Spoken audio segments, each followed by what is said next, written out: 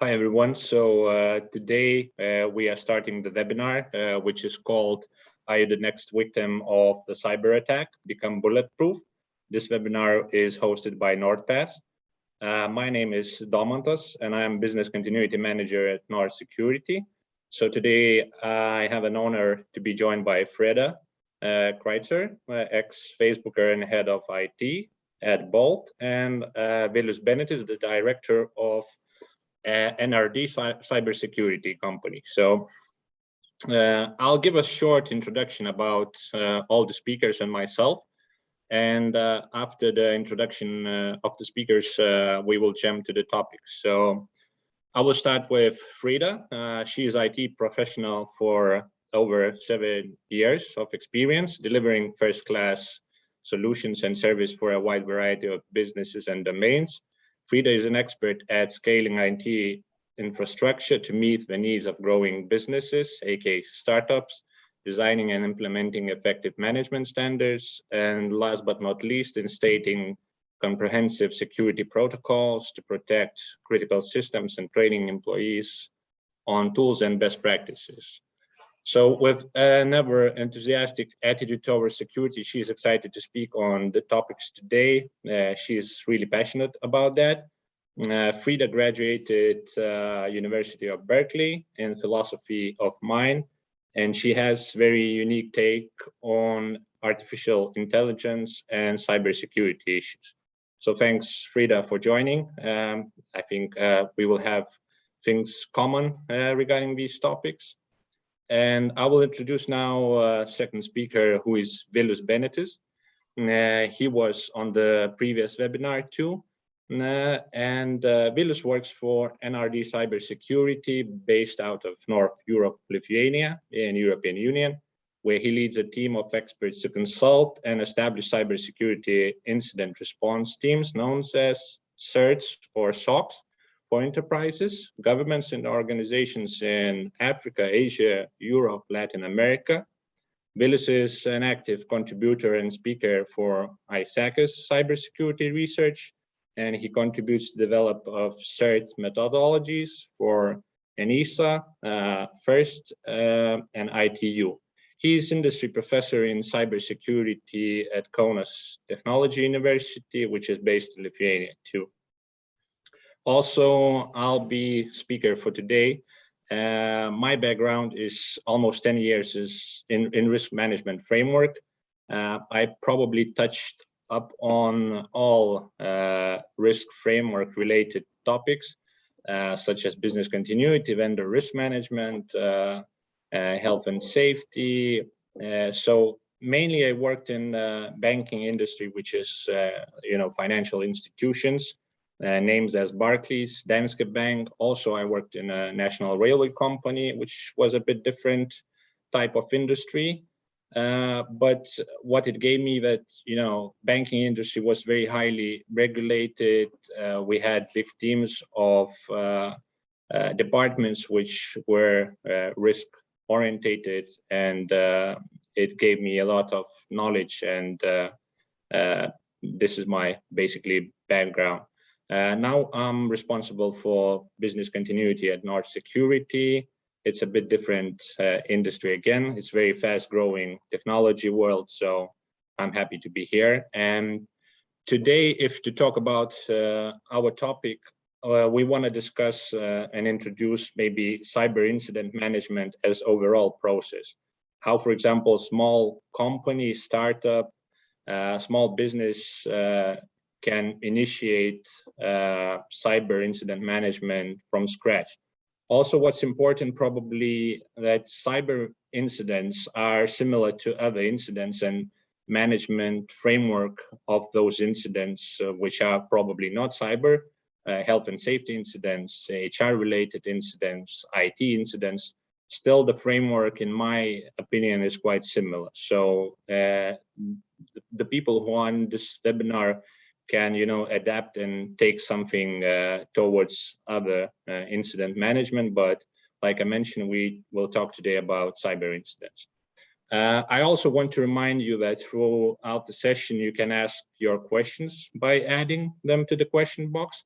as we will leave 15-20 minutes at the end to answer them. So feel free asking anything which is concerning your business. So probably it's worth to start by describing what is cyber incident. So National Cyber Security Center defines a cyber incident as a breach of system security policy in order to affect its integrity or availability, and or unauthorized access attempted to access the system or systems in line with Computer Misuse Act. So in general, types of activity that are commonly recognized as being breaches of typical security policy are attempts to gain unauthorized access to a system or data, unauthorized use of systems for processing and storing the data, changes to the system, firmware, software, or hardware without system owner knowing it or without owner's consent. And also it can be malicious disruption or denial of services. What's probably worth to mention, since we had some discussions with the speakers, that this will be just suggestions, what key elements you can employ, what would be a better approach to initiate the process. But have in mind that, due to some frameworks or methodologies being used in our companies or in our daily work, there might be differences in naming things, or there might be synonyms used, which are depending usually on what I mentioned, on the methodologies, what we are using.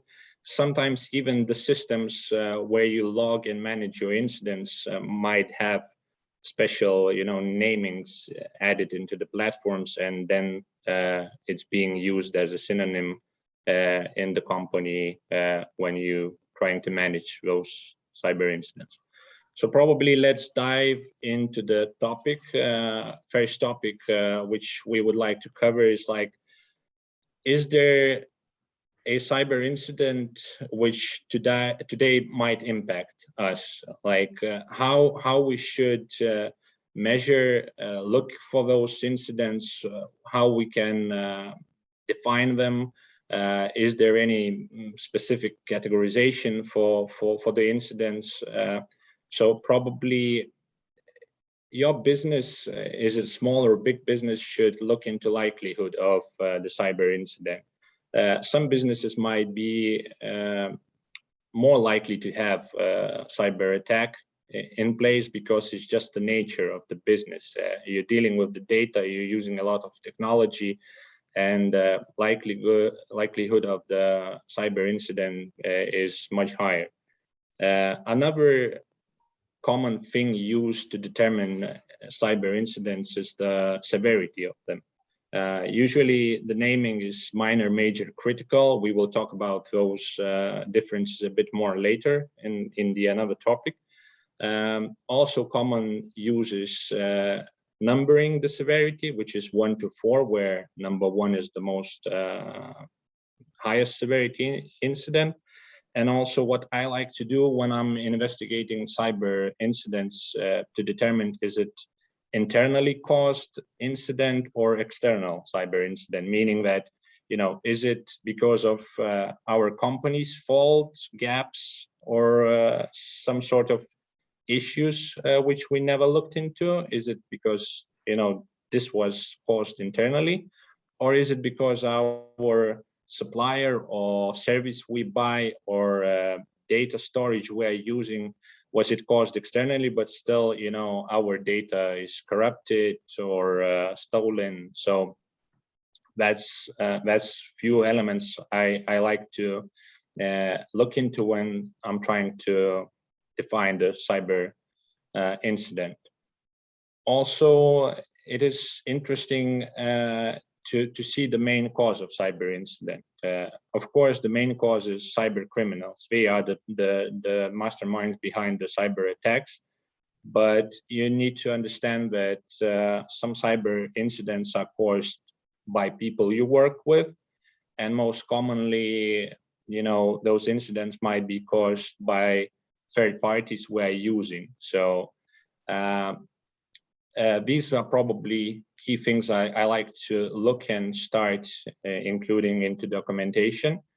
And one question which I like to share across the speakers is it correct perception that different industries might be safer in comparison, railway company and tech startup or construction company?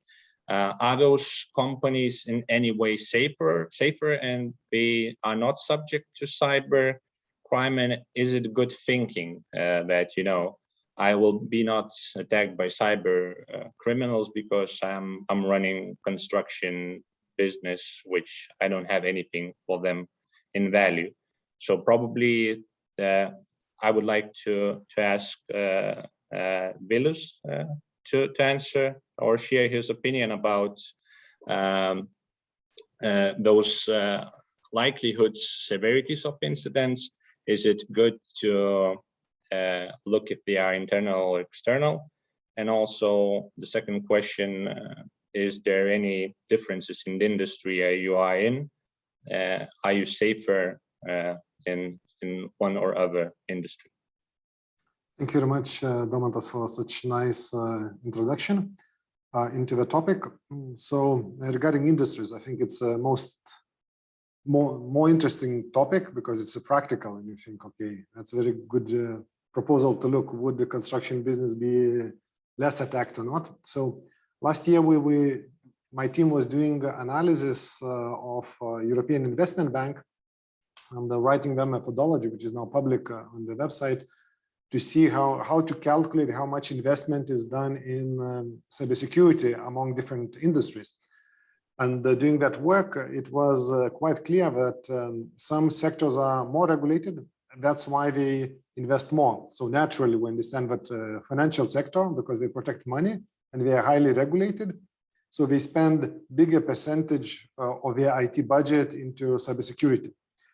While a similar story goes with government, because government is supposed to protect data and information and systems. That's why they as well, and they are regulating by government regulations. So they spend more on information security and cybersecurity, while other ones, being manufacturing, retail, construction, and remaining not so critical maybe sectors, they do not spend so much. They can be 2-3 times less investment of the budget of IT, and maybe they as well not too heavy in IT spending.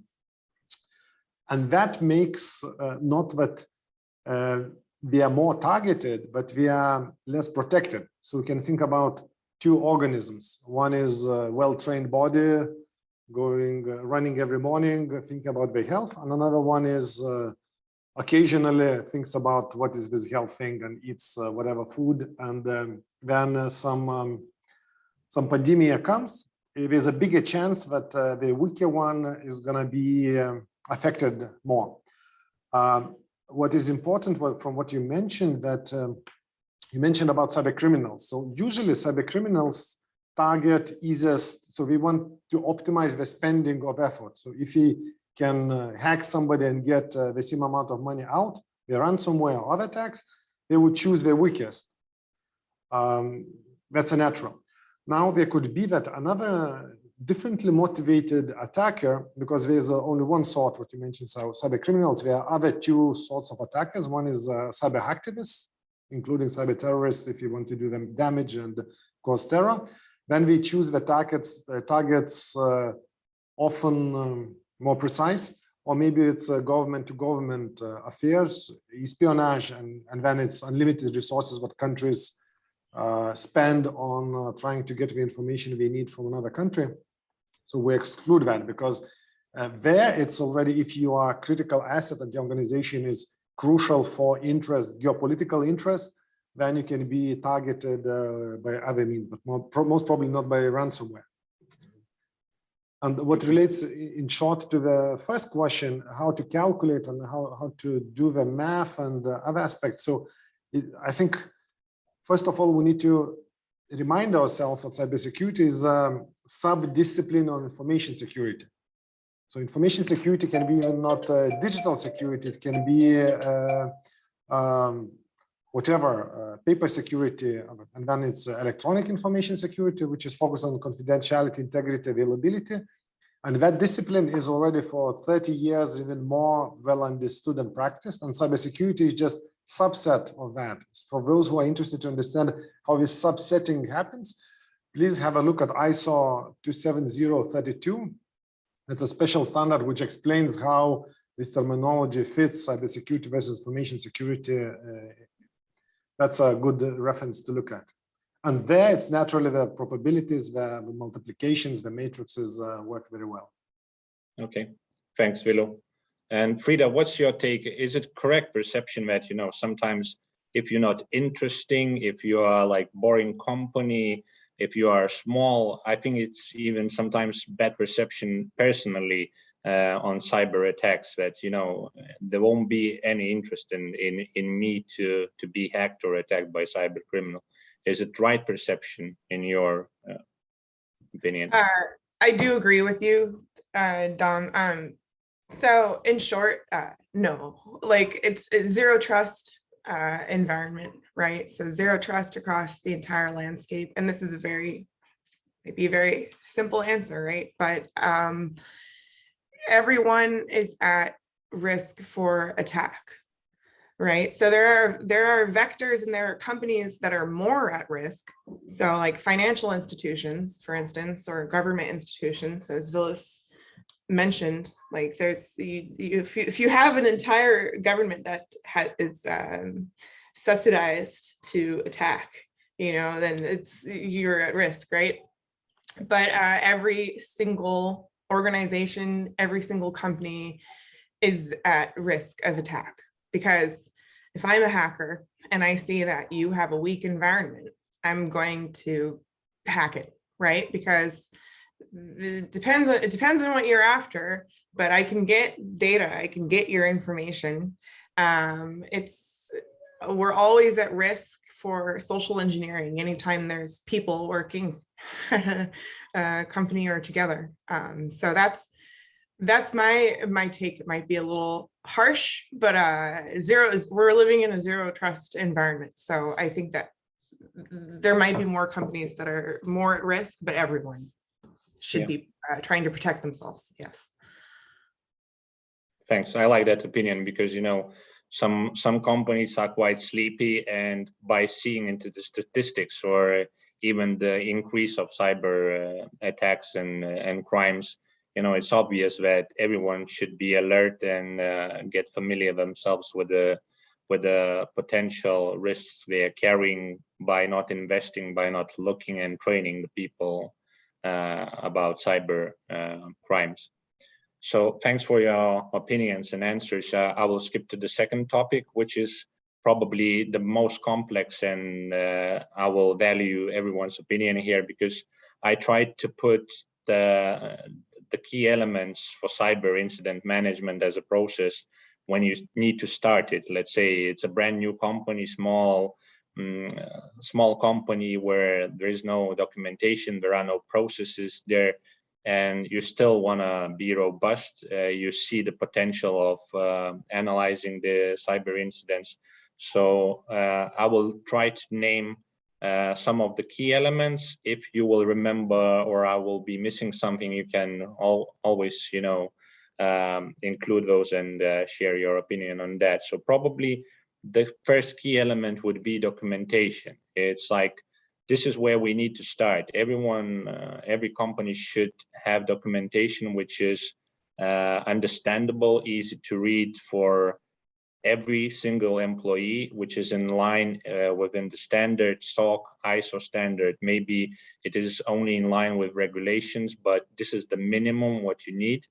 And documentation probably is the key, because if every employee will be introduced with the document which is valid for the company, they should know what is the cyber incident, how to report it, how to escalate it, what are the roles for people within the company.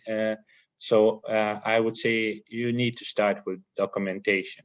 I think depending on the size of the company, the key moment here is, you know, once you're working in a banking sector, from my practical point of view, documentation is very complex, it's very long, it's difficult to understand if you've never been in that field. But for the small company, I think documentation can be adapted in smaller, in smaller scale, but still you need to start from the document which is applicable for everyone and everyone reads it. Second key element probably would be awareness, and awareness probably can be achieved by training your staff, easy to understand content, asking your matter experts to share the knowledge, and also circle the knowledge. And probably another option, if it's difficult to share the awareness, you can always introduce the mandatory training. So I think it's important. There are ways, you don't have to always start and going expensive, hiring special experts coming to the business, telling how to do things. There are some experts within your company who are familiar with IT. So IT people could train, ladies from HR and vice versa. You can share the knowledge among your staff, and I don't think it's a big deal for the beginning. Also, what we discussed with Frida, it's the single source of information. It's very important that, the company has single place where you store all the relevant content, documents, training material, and every employee knows where to find it. It can be SharePoint, it can be knowledge base, it can be internal web page, but it cannot be, multiple places around the company, because then it just makes difficult to find it and to get familiar yourself. Also, what's important, I think one of the elements in my practical point of view, it's one tool accessible for everyone within the company. By the tool, I mean the platform. In the beginning, it can be even Excel file where you log your cyber incidents or other incidents.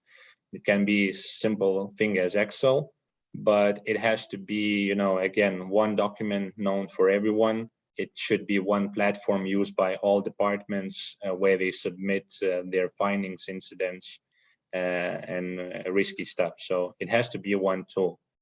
And what I really also like is sharing the knowledge. You should share the knowledge between your departments.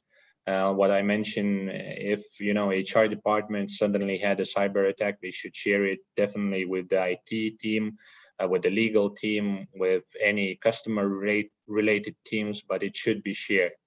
And what I also like to practice is sharing the knowledge and your problems or happenings like cyber attack externally. A lot of people are afraid of that, sharing something externally, but there is no secret if the cyber attack you had is already in newspapers and everyone knows about it. But still, you can share some of the content which might be vital for other company or your friends to learn a lesson. But of course, you don't have to share everything with external people. So these are probably key elements I could have think of. But there are probably other opinions, and you can probably name a few other elements for establishing the process. So I will ask Frida to share. Maybe you have any other elements which could help starting the process, or just opinion on the ones I mentioned.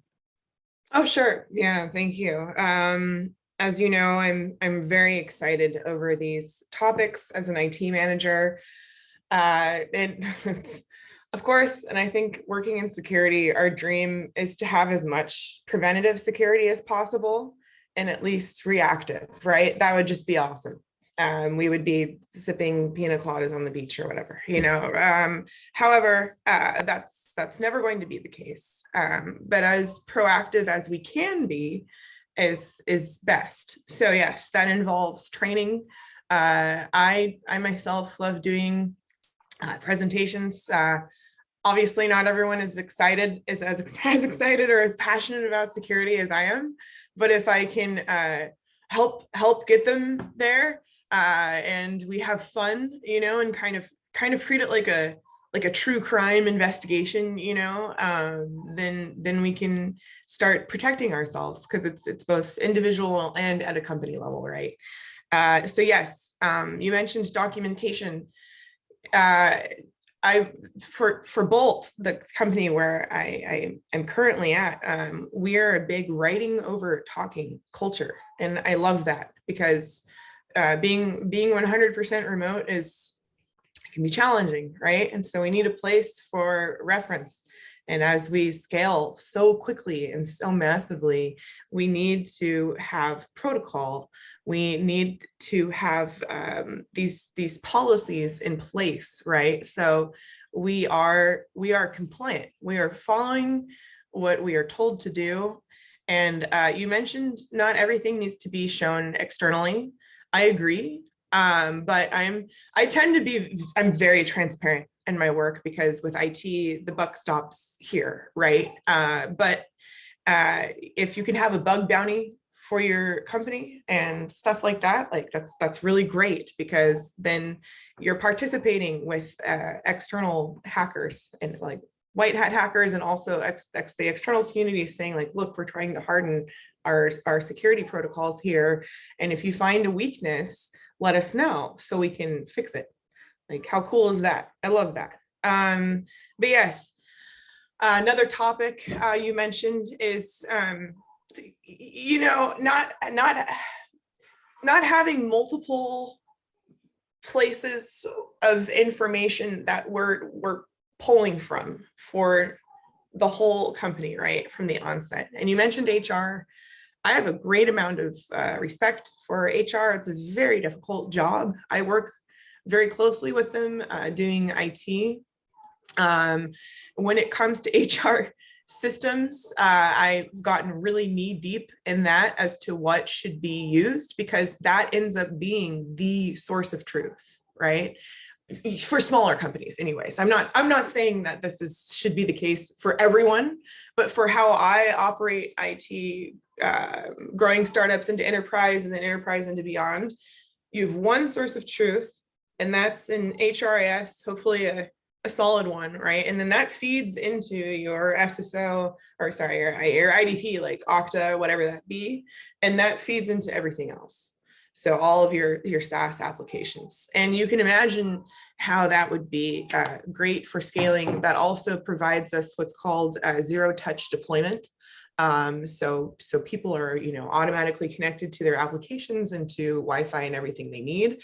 But yes, having these things into place so we can have less incidents, less panic, is what I'm all about, because I think we have enough of that in our industry. Yep. Totally agree. And Willow, what's your take? Have we missed any elements? Probably the one which you would be guru at is the regulations. I think, you know, we still need to follow the regulations. This is one of the elements I remembered. So maybe you could elaborate a bit more on regulations, and maybe you have different opinion on those key elements.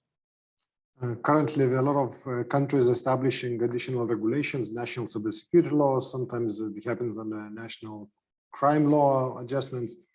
And when I'm thinking about any bank or financial organization which try to protect and invest in cybersecurity, it's either because of compliance with this regulation, or they had incident.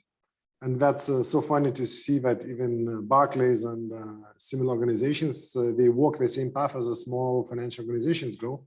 And that's the same to everyone. And when I'm thinking about, you know, I have a hand and now I touch a surface and hundreds of thousands of germs are attacking my body. So the attacks happening, physical attacks, I should be worried. Realistically, I'm not, because I have immune system, and as well I'm resilient in other ways. Similarly, small companies, they see what kind of immunity they have to particular threats. What's different between the sicknesses and illnesses and germs and the cyber attacks is that there's intelligent mind in every cyber security attack. Because the word, when we say cybersecurity, what we hear in the media elsewhere, it's always human brain went rogue. So if we kill all bad people or put them into prison, there wouldn't be any cybersecurity left. There's going to be information security, where the laws of physics attack, where some things break down mechanically, etc. So, but now when we talk cybersecurity, it's always human brain against our organization. So, and then we can think, okay, if we're a small organization, first of all, we have to be resilient. Resilient means cyber hygiene. You know, we can brush teeth in different ways with different equipment. So then you consult with experts, and then you know what to do twice per day, at least 2 minutes, in a particular sequence, etc. And that's what you have to follow, because that's a norm, that's a hygiene norm. So there are plenty of hygiene norms in IT world, and the hygiene norms usually are not cybersecurity specific. It's your IT has to be in order, the different methods. Then additionally, you have to, because you know what you're out there, for example, you're gonna, like in physical world, I drive with Jeep somewhere on the rough road, and I put something in my trunk or in my pickup place, then I have to harden it or tie with ropes, etc. So the similar way, if we're out there in the public internet where we know that everybody behaves as though it's a swampy place, we need to harden our assets in order for them not to get lost or taken or copied or other means. So, and then if something happens, if we get sick, so how it's in real life, then we need to go to the medics, to the specialists, or have internal system how to deal with that. So socks, sets, etc. And then be ready that one day is going to happen. And the more digital we become, more often it will happen. So this is the simple structure of the thinking, besides that it's documented, that it's in one place, other place. Okay. Thanks, Vilo, for your opinion. I think it's, you know, it's really important to have a correct mindset within the company also, what you mentioned a lot. So thanks for that. I will skip to another topic, which is what I'm hearing a lot when you start talking about cyber incidents and risk management itself. You know, people say, what's in it for me? Why should I be analyzing, investigating the cyber incidents or any other incidents? Why should I identify them? So in my practical view, it's what I experience is through various of companies, you know, identifying and investigating cyber incidents, logging them, showing them to other teams, you know, helps to create your service catalog, maybe process catalog in other synonym words. Also, it helps once you have a certain catalog of your processes or services, it helps to create control mechanism, because if you know your process in and out, you know what are the weak points and what control measures or mechanisms you should employ to be more robust. So, you know, dealing with cyber incidents and investigating them should help you to have control mechanism. Also, it helps to identify weaknesses. And in my work, it's when you go into the details and when you know the root cause of the cyber incident, if you invest time and money, usually, if you know the root cause of the cyber incident, you might eliminate those incidents at all, and you will never experience them. Maybe, of course, you never know about that, but still analyzing root causes is really important, because it might eliminate those in the future. And also, being business continuity manager, it helps to learn the lessons and develop business continuity plans or crisis management plans once you are working with the incidents. And again, I spoke a lot and mentioned some of the elements again. And I wanted to ask, is there any other benefits, by your opinion, by analyzing cyber incidents, tracking them? What's in it in this process? So probably I would start with Dilus.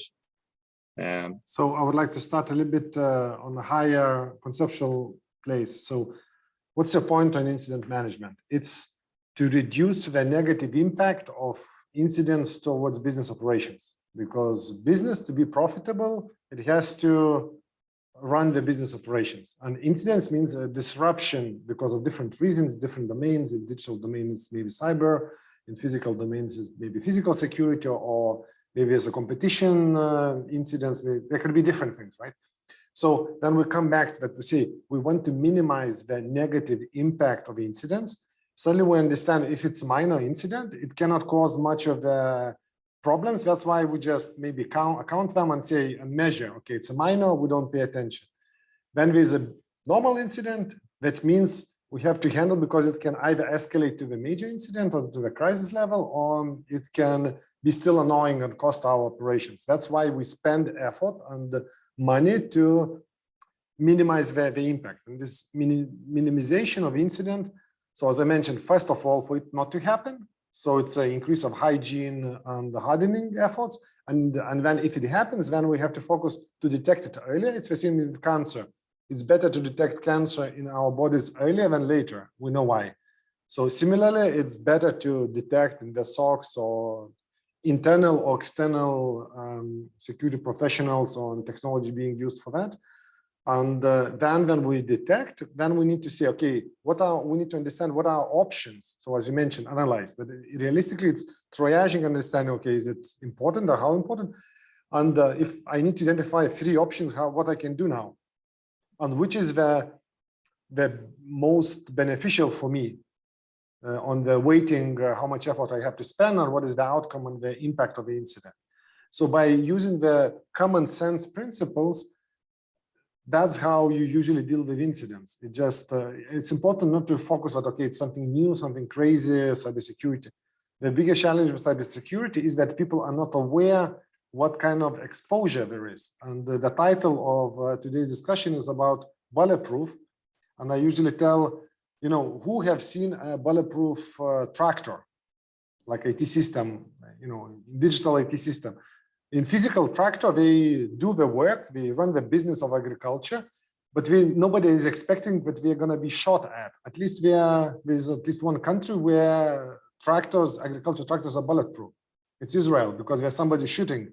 Either it's bulldozer doing some nasty things in some territories of Israel, or it's in near the mountains and then we are shot. And that's why we build bulletproof tractors. So we need to focus to increase the resilience of our IT systems and our processes, and protect, for example, HR people, protect accounting people, but malicious PDFs should not come into on the table, and then they can infect. It's like poisonous paper through the post, right? So we need to ensure that the digital space, it's similar systems protecting us because it's bulletproof, which is constructed by humans.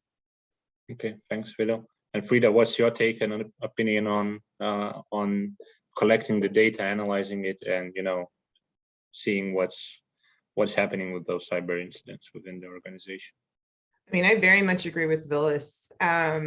If you continue to have the same incident over and over and over again, like even if it's small, right? You might not be a company anymore.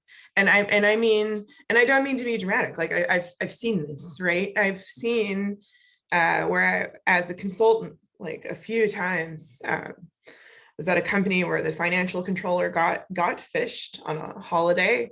He wired over $25,000 to what he thought was the CEO, and of course it wasn't. And then the FBI was involved for a very long time. He was fired, but the company's reputation was kind of done. Like they were an advertising company for Google, and they are no longer an advertising company for Google, right? So, and that took a couple of years for that to happen. I'm not saying like you're phished, you're dead, right? It's not usually how that goes. Your company will die slowly over time, but it may not make it, right? So that on the same coin, if you have one fatal incident, then you also don't have a company anymore, right? But the reason I talk about phishing and social engineering so often is because it just takes the one like wrong person to get phished. And if something I'm big on is like if you have too many admins in your software, right? If your CEO wants to be super admin of everything, That's great. But guess what? They're probably phished the most. So that's not great. We need to figure that out. So things like that may not seem like they're a big deal, but they do ruin reputations over time. Another example is OneLogin, which is an IDP I haven't mentioned. And there's a reason I haven't mentioned it. It's because they had a big breach, right? A massive breach. And I love OneLogin, but back in the day, I had to choose between them and Okta. And guess what? Okta is number one for a reason. I'm not saying that they're the best, but they won out. And I will say that OneLogin is still used by many companies, and they have recovered to an extent. And that is also on topic, because that's another reason why you should investigate these incidents, right? Because then you can be an even better company. Don't be like Yahoo and not tell anyone for 5 years, right? Like, what was that? There's so much of that that's so frustrating. Be transparent and fix it. And yes, I love your attitude, Dom. It would be great not to have these things happen again, as much as we can prevent them, right? Yep. Okay, thanks. Really nice answers. Nice to hear about transparency, because I love that. You should still be transparent, because any day still things come out, and I think it's even bigger on your reputation, and it's even more difficult to deal later post factum. But I think transparency is the key, because still companies also around you learning a lesson, and they can take something, and this visibility of happenings, helping the society also to tackle cybercrime. So I'll skip to probably another topic, which is defining and rating what are the differences we mentioned, minor, major, critical incidents. And I just want to probably quickly elaborate on what are the key differences, of minor, major, and critical, because I'm used to this type of rating cyber incidents. And, it's kind of obvious by the titles that, minor incident is less with the impact. It's, less attention gathering incident. But I don't think you should not kind of estimate and don't look into the minor incidents, because 20 minor incidents will indicate you that you're having still issues somewhere. There are some knowledge gaps, there are some system issues, and if there are 20 minor incidents, one day these 20 will become one critical incident, because it's just accumulation of ignorance, of not taking actions. And this is why I like to investigate and look into even small, we sometimes call them issues, not even incidents. So if there are issues, we still look into those issues, which are causing minor, major, critical incidents eventually. Like, if to define what's critical incident, this is the highest level of the cyber incident, which requires a lot of effort to deal with. It will ruin your reputation. It will cost you a lot of money. And for critical incidents, you need to be totally differently prepared. You need business continuity plans ready. You need crisis management plan created, because critical cyber incidents, let's be honest, will not be lasting for a few hours. It might be weeks, days, even months, until reputation will be recovered, until you get back data, until you get back on your feet if something is stolen or locked and you cannot access your data or systems, just because of those of the cyber incident, which is quite critical. So if talking about critical incident and business continuity, it's obvious that key element to be ready for the critical incident is business continuity plan. At first, it means that you need to have workarounds, you need to have roles assigned for people when dealing with the cyber incident. You need to have clear escalation path, because if you have a minor incident, you won't be calling your board members, you won't be calling your business owners or directors. But if it's a critical incident, there is a different story. You will be waking everyone up, you will be making calls, and you need to have contacts, and that escalation tree. Workarounds is the other plan. You might need to initiate your backups and leave the corrupted server or data storage for later, because you still need to operate your business. So workarounds would be the key element for business continuity plan. If according to the plan, which is first of all business continuity plan is initiated, you can see that there is a crisis going on. Plus the business continuity is for the limited time. It's for first 4 or 5 hours, depending on your RTO or RPOs. But when you have a crisis management plan, you have to be prepared that this event will be happening for longer. There will be all departments called in probably, because you will be needing legal advice. You will be dealing with data breach, which is then GDPR matters. You will need your IT guys on board. So it just, with a crisis management plan, it's just longer duration plan, which you need to have ready. You need to have time to tackle such cyber incident, and those would be probably elements which can be used from what we covered today. So business continuity plan, crisis management plans can be developed from what we discussed. You need to have data, you need to have history of incidents, and this data really helps to be more resilient. And especially, when we have a crisis, you all know, and probably you will all agree, that we are in panic mode.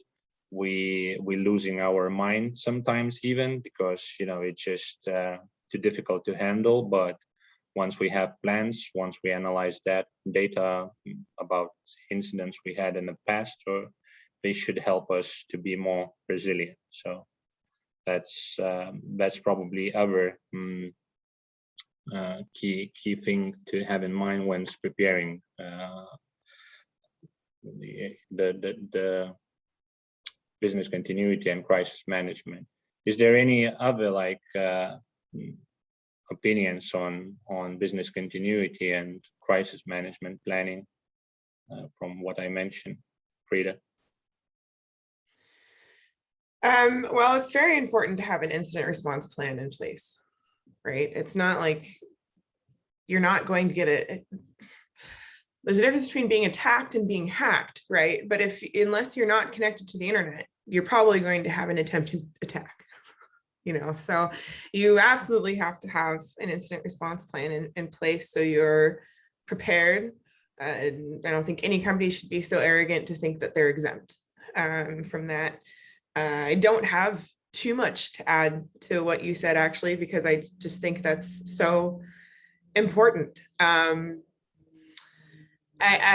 will say that most attacks are yes, external, like not necessarily internally based. Like insider threat, for instance, is certainly a threat, but it's usually non-malicious, right? Again, it's because of phishing or social engineering that these things happen. So yes, as prepared and as much as we can prevent, that's the goal. Yeah, I'll just say no one's exempt, and you should always have a plan. Yeah. Okay. Thanks. And Milo, what's your take on that? So plan B. So what history shows, or what experience shows from many things that happen currently. So if the event gets to the level, or incident gets to the level of a major crisis level, usually you cannot plan for it, because it's always different scenario what you try to play with. It never happens as you have exactly in your plans. For smaller incidents, then typically they could be predicted that it's at least a component level, that it might be like this from phishing, then this and this and that. One of the good ideas, if looking not so detail from IT or cybersecurity technical perspective, it's good to think that all cybersecurity attacks and incidents, they are part of fraud concept. Fraud and that's usually it's external fraud, externally caused fraud because it's with malicious or negative impact towards your organization. And that allows us well to think through that sometimes it happens jointly with insider threat and external attack. They can be interjoined depending on the sector, and financial sector is quite often that some friend asks for some customer data, and then that customer is being called on the phone and pretending to be FBI or somebody else and trying to steal money. And there are plenty of these stories. So the integration of resilience processes of fraud, indication, cybersecurity, and others makes sense. But for that to happen, you need to build these capabilities, at least for the basic level. So to understand that, okay, incidents, if you call them incidents, they always have a beginning and we always have an ending. So I'm discussing what type of incidents we want to work on. And for example, here I would like to draw attention that I'll put as well in the chat the link of unified classification of cybersecurity, which is agreed between different countries. It's called reference security incident taxonomy, where it classifies that, you know, if there's a cybersecurity incident, it's probably one of a category. Maybe it starts or recognized at first like one, but then later on you change the category. And if it is nothing what is in the table, so it's neither abusive content, neither trying to intrude, neither intrusion, neither vulnerability, neither DDoS, neither something else, and probably it's not cybersecurity incident. So basing and building the process where it starts, where it finishes, and how it escalates somewhere, and where what role of people and who is going to be responsible to ensure that the impact is minimized, getting ready for it, discussing it, and knowing whom to call. Because if it's DDoS, probably you need to have a phone number of the person at your ISP, internet service provider.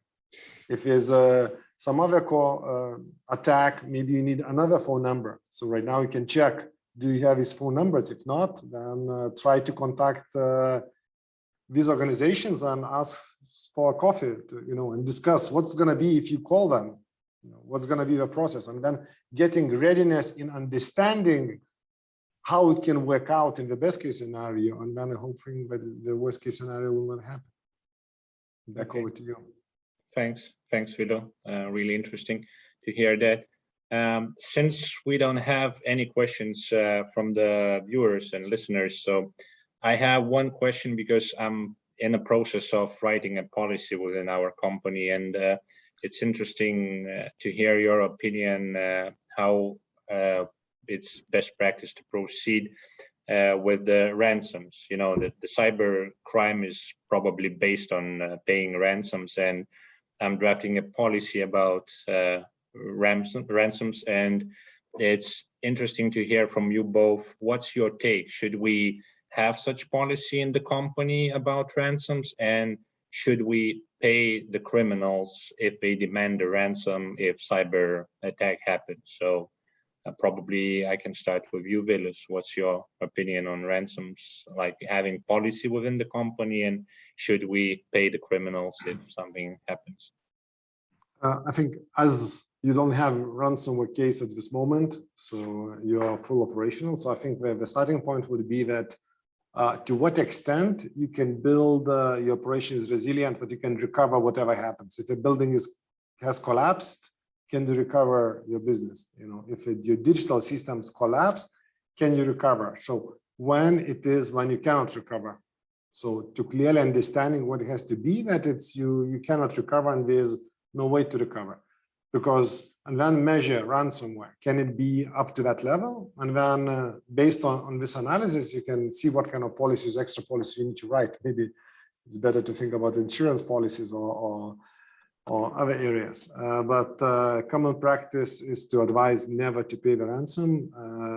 But as a policy as well, for policy to be meaningful, it has to be relevant to at least some number of people. So who are going to be involved? So maybe it's that part is just not as a separate policy, but standard operating procedure for handling that type of incidents or crises in that case, I believe. And how it should be handled as a part of incident response. Okay, thanks. Thanks for your opinion. And Frida, what's your take on ransoms and drafting a policy within the company? Is it good to pay the criminals, or we should all kind of try to stay away from them and not to pay them? So I think that if the company has a bug bounty program and then there's someone holding them for ransom, no, like don't pay them. That might yeah, be too simple of an answer again, but like if you're a company acting with as much transparency and integrity as you can, hopefully, right, ideally, and you already have such a program where you're asking people to come hack you essentially, and you'll get paid for doing that, no ransom. That's not okay. If you're a shady company that may not be acting with integrity and you got caught, then I don't know, that's some shady business, and now you're both shady. You're all shady, right? Yeah. Yeah. Okay. Thanks for your opinion too. So I think we're running out of time right now. So I really want to thank you both for participating, sharing your knowledge, expertise, and opinions. It's really interesting to hear, everyone from even other side of the world. So really thanks again for joining. I just want to remind that this webinar was hosted by NordPass, and everyone will receive their recordings who signed for this webinar. It was a pleasure talking on this topic, and I hope everyone who participated has some takes or ideas for the small business, for the big business, and they will find something what they can take away from this webinar. So really thanks and appreciate, and hope you seeing sometime somewhere. So thanks a lot. Thank you.